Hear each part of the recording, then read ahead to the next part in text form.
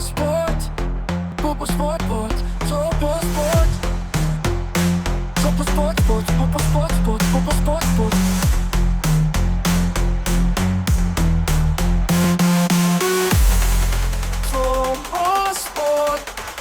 سلام زخبركم تقاتلتي على توزينا سبورت النها سناي مكتتال لومي بوقعي مجارجو بناي دك انستيون ناي جونيور ودرن زفلمه شامبيون إيرترا صباح عربي عبيتن تحت 23 عامتن تقرادم تبزكايدو ناي غزي ودر كقص اليوم ناي غزي شامبيون إيرترا كلعل اتوترو اب قدمي تسرع اولمبيكاوي تقرادماي اماني الجبرز غابيهريو ازي بانتاني بزبل ساغواز فلت بعل عقل تقرادماي ابزناي صباح ناي غزي ودر ناي حلفة سلسة تقاطع عمتات ناي شامبيون كبرو نمعك أبي كاتوم أولمبيكاوي تقرادماي أماني الجبرز غابير أبكل تشحن 23 كمون 25 نسلسة تقاطع عمتات تزغلت في إيرترا تقرادماي كسم كمزخالة سندات حقراو فدريشن كردم بشلت إيرترا يردوم نسو زحلف عمت نهينوك مولو برهان بربعان حموشتن كاليت نمو الجرمايكا بخلت تداغن 10 كاليتن كقديمو تزغلت أفا نايكلت تشحن 25 إيرترا وتقلداماي كخون كم زبقعه عيرسعن أبكل تشحن 24 بتماساسالي نهينوك مولو برهان ب 23 كاليت ني أولمبيكاوي تقلداماي بينيام جرمايكا بحد داغن 10 كاليتن كقديمو تشلامي ورك ميداليا كوينو نيريوم أبكل تشحن 23 كان أولمبيكاوي تقلداماي مرهاو قدوس بليسو نز خبري كم زبقعه يذكر أبزناي صباح وددر كند مرادر تيما زغونو هينوك مولو برهانن مرهاو قدوسنيم عود قطليا ماليا زور أذربيجان زخونه هينوك مولو برهان أبز حلفة كلت عمتات تشلامي برور ميداليا نايزناي غزي وددر كخون كم زخاله زفلت كوينو صباح كا أبصرجا مايدا منت اتقند متحلالق تيما كم زخوني قمت زحلفة عمت شابعي ترتحيزو زنبرة أولمبيكاوي مرهاو قدوسون كالتت أماتي نايز وددر كخونيوم سالساي مدب ناي مودأتا قطمو لومليتي اب حد ساعات بزكايدلو ارست غازيطاتات امريكا نو سكوتلاند نو بارتي خوينو زلوم دغفت هاغراويت غانتا سكوتلاند ابزوانج عالم بكداد نومي يخون كل نغرام يعينت معكنا زينا عالميم سحيبهم كنيم ابز حلفه قداماي صوتهم نهيتي ابز سعرلو بيران ايتا زنبروا كتما توديو كساب ناي حصص طلب زقرب غيروميم حغوساتن كمسب حوساتن دما تباهيلوم كصوعو قنيم لوم ليتغن غوداناتات ميامي بيچ اماليا بزلبسو برازيلاويانيو ناي كارنيفال مرئي تغيرو دمس سكوتلانداويان صط يللو صط زيبلون ايكونن انصار حمشت غزي تعواتيت وانچ عالم برازيل ولا يغطمو مسمر مكلخال غانتوم بعلو كم غص برخت شتو كعدل يمسيوم أمود أتاخا أب حبرات منغستات أمريكا كصنحلا زخؤلو مالت نابز قصل قطم أودي كام حلاف سغرولا نشتو تسفا كوانتلاتهم أسلطاني ستيف كلاركغن نغزانا نخيدي زمسلن نكبل مجلس بمهابو أب غورناتات ميامي شنع مبال يترفنا كمزولو خينام بكارلو أنشيلوتي زمرحو كواخبت سامباغن بزناي سلسة بادو قفيح عواتهم كامدبهم قدامي تخينهم نابزغط القط ماودي كام حلاف ساقيرهم علو فينيشا جونيور كاب تخلاقلت سكوتلاند هي بقبل انتمسيه برازيل جن ابزود الدر النار سنة تمتس خمزلان كسابابي كتبتس حكم التخيلن زي مسكرت هيكونتن هاجرويت غانتا سكوتلاند اتوم فتوى دغفتانغن مستن كم سالسي تبلصت غانتا خوينن زحلفا شمونت غانتات نموخان حد سمون مولو كصبيو كغدوديوم كابزناي لومليت صوتا غن حد نغر ستوستلو سكوتلاند نابز قصل قطماودي كم حلاف مستسجر اتا مسات مدب غانتا كم عدلنيا يخطقصر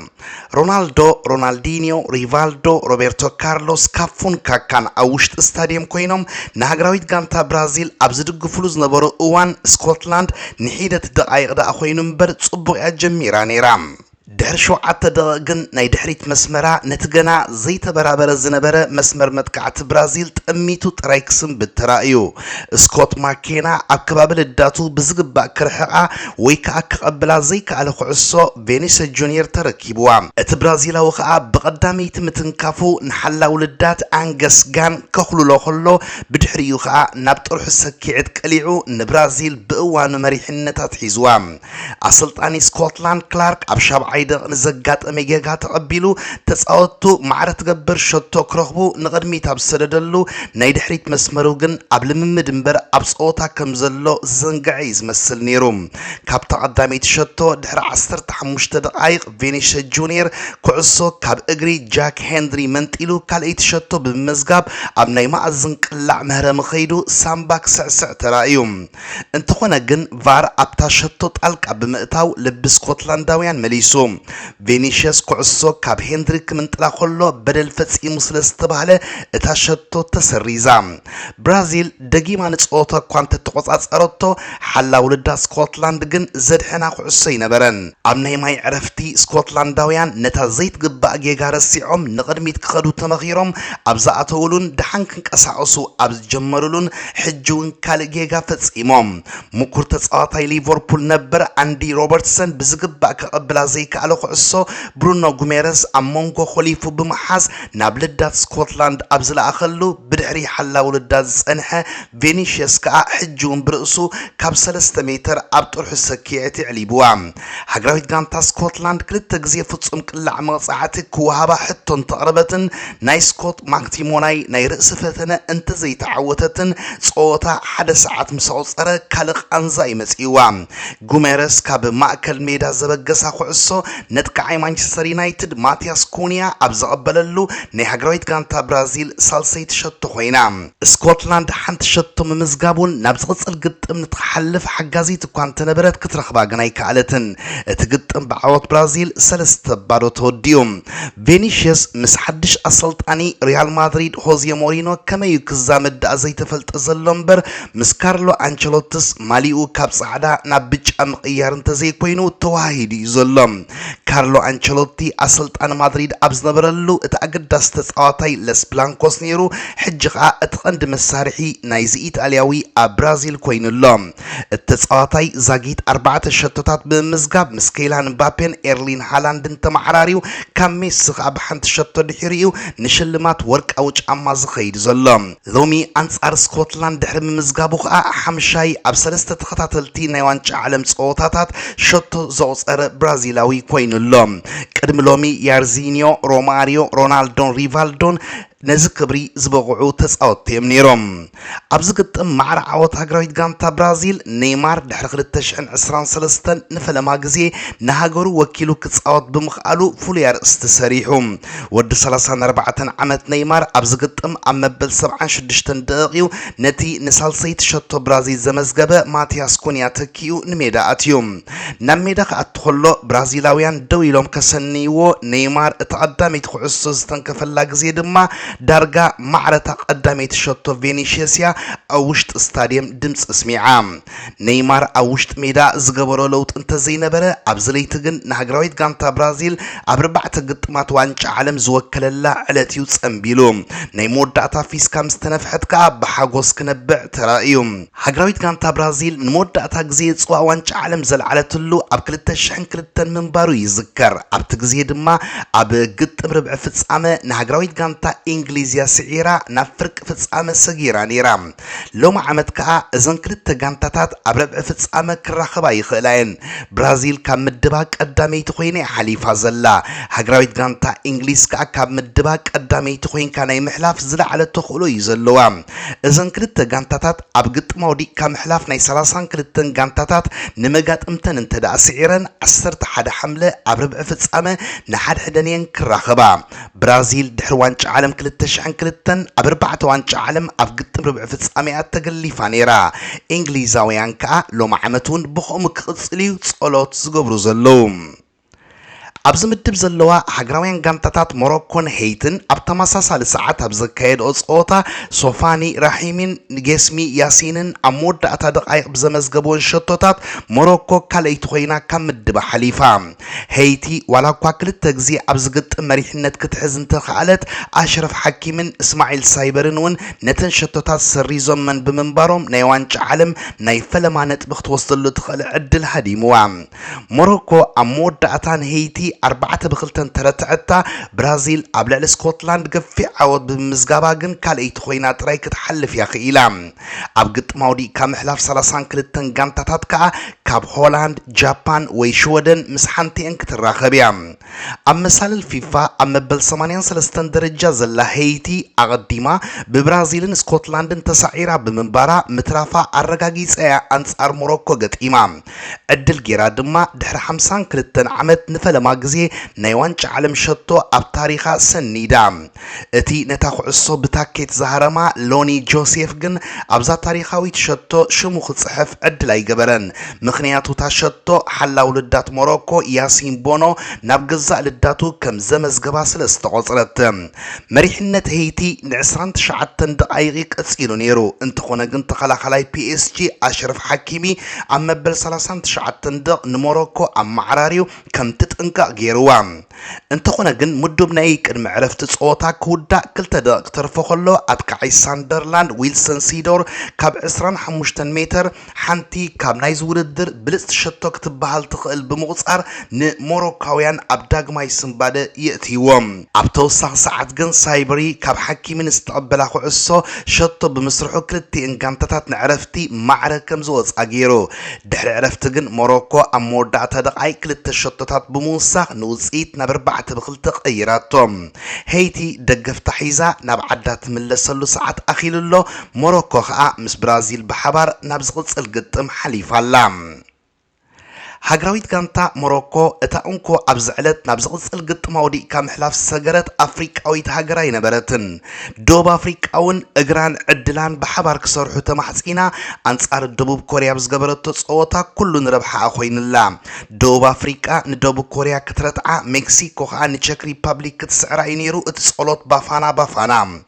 ኣብ ቀዳማይ እብረ ከዓ ክልቲኡ ጸወታታት ብዘይ ሸቶ ምውድኡ ነታ ኣፍሪቃዊት ሃገር ዘረብሓ ይነበረን ክሳብ ዕረፍቲ ሜክሲኮ ብ7 ነጥቢ ደቡብ ኮርያ ከዓ ብ4 ነጥቢ ቀዳመይትን ካልአይትን ኮይነን ዝሓለፋ ጋንታታት የነረን ድሕሪ ዕረፍቲ ግን ሜክሲኮ ኣብ መበል 55 ደቂቕ ኣብ ስታዲየም ሜክሲኮ ሲቲ መሪሕነት ክትሕዝከላ ደቡብ ኣፍሪቃ ከዓ ኣብ ስታዲዮ ሞንታሪ እታ ተገደሳ ሸቶ ረኺባ ሜክሲኮ ነቶም በኣካል ኣብ ስታዲየም ዝነበሩ 80,000 ደገፍታ 2 ሸቶታት ብምውሳኽ ንቼክ 3-0 ከተፋንዋ ከላ ደቡብ ኣፍሪቃ ከዓ ነታ እንኮ ተገደሳ ሸቶ ዓቂባት ታወጽያ በዝኻ ሜክሲኮ ብ9 ነጥቢ ደቡብ ኣፍሪቃ ከዓ ብ4 ነጥቢ ቀዳመይትን ካልአይትን ኮይነን ሓሊፈን ኣብ ታሪኻ ንፈለማ ግዜ ካብ ምድባት ሓልፍ ዘላ ደቡብ ኣፍሪቃ ሰንበት ኣብ ካሊፎርኒያ ኣንጻር ካናዳ ናይ ኣውዲካ ምሕላፍ ጸወታ ከተካይድ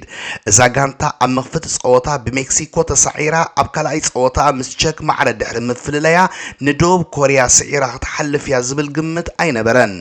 ኣሰልጣኒ ደቡብ ኮርያውን ሓንቲ ነጥቢ ምውሳድ ኣይስእኒ ብምባል ብሓለቃ ጋንትኡ ሶን ሆንግሚን ኮፍ ኣቢሉ ጀሚሩ ጸኒሑ ነቲ ምኩር ተጻዋታይ ከድሕኖ ንሜዳን ተኽተቶ እታ ዝነዓቓ ደቡብ ኣፍሪቃ ግን ይሕፊራቶ ሕጂ ድማ እቲ ናይ ቼክ ዓወት ሒዛ ሳልሰይቲ ብልጽቲ ጋንታ ኮይና ንምሕላፍ ኣብ ዘይተጸበየቶ ጸሎት ኣትያላ ትማሊ ምሸት ኣቐዲመን ካብ ካልኣይ ምድብ ስዊዘርላንድ ቀዳመይቲ ካናዳ ከዓ ካልአይቲ ኮይነን ክሓልፋ ክኢለን ነይረን እየን ኣከፋፋሊ ዌስትሃም ማቲያስ ፈርናንደስ ንቶተንሃምን ማንቸስተር ዩናይትድን ኣብ ናይ መስርሕ ምስግጋር ቅልስ እትይዎን ከም ዘሎ ይዝግለጽ ይኹን እምበር ቶተንሃም ነስተጻዋታይ ከም ትውንኖ ብርእሰ ምትእማን ትዛረባላ ቶተንሃምን ንማቲያስ ፈርናንደስ ብ80 ሚልዮን ፓውንድ ናብ ሕቑፋ ንምእታው ጠለብ ከም ትቐርብ ብምግላጽያ ዩናይትድ ነዚ መጠን ገንዘብ ክሰግሮ ከም ዘይትኽእል ትሕብር ዘላ ኣርሰናልን ሪያል ማድሪድን ነተጻዋታይ ዝነበረን ተገዳስነት ከዝሕላ ብምኽኣለን እትቕልስ ኣብ ሞንጎ ቶተንሃምን ዩናይትድን ተሓጺሩ ጸኒሑ ሕጂ ከዓ ዩናይትድ ብጠለብ ቶተንሃም ካብ ዝውድድር ኢዳ ከም ትህብ ይግለጽ ኣሎ ካብ ፕሪምየር ሊግ ናብ ታሕተዋይ ዲቪዥን ዝተመልሰት ዌስትሃም 80 ሚልዮን ጠለብ ቶተንሃም ዕሽሽ ትብሎ ኣይክኸውን እዩ ቶተንሃም ኣብዚ ናይ ከራማት መስርሕ ምስጋር ተጻወቲ ብንጥፈት እያ ትዋሳእ ዘላ ኣቐዲማ ንኣንዲ ሮበርትሰን ማርኮ ሰንሲን ያን ፖል ቫን ሄክን ከም ዘምጽእ ዝፍለጥ ኮይኑ ትማሊ ከዓ ንሓላ ውልዳት ማርቲን ዱብራፍካ ከም ዝወደአትሉ ኣፍሊጣ ንዩናይትድ ኣውፅያ ኣብ ጉዳይ ማቲያስ ፈርናንደስ እንተዳ ተዓዊታ ከዓ ዲዘርቢ ካልእ ጋንታ ክሃንጽ እዮም